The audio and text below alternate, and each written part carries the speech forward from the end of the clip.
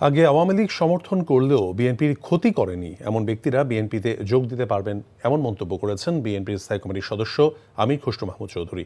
সকালে চট্টগ্রাম বিভাগীয় বিএনপির সদস্য পদ নবায়ন এবং নতুন সদস্য পদের আবেদনপত্র বিতরণ অনুষ্ঠানে এসব কথা বলেন দেশের মানুষ আগামীতে গণতান্ত্রিক পরিবেশ চায়, আর দেশের অর্থনীতিকে গণতন্ত্রায়ন করাই হবে দলের নতুন স্লোগান।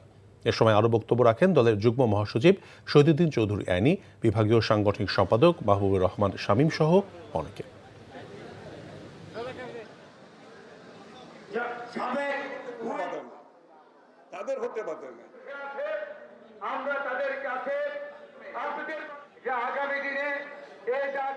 আওয়ামী লীগের ওই চিহ্নিত দোষর না, বাট হয়তো আওয়ামী লীগকে সমর্থন করতেও পারে, আমরা জানি না সে কাকে ভোট দিছে, আমরা জানি না।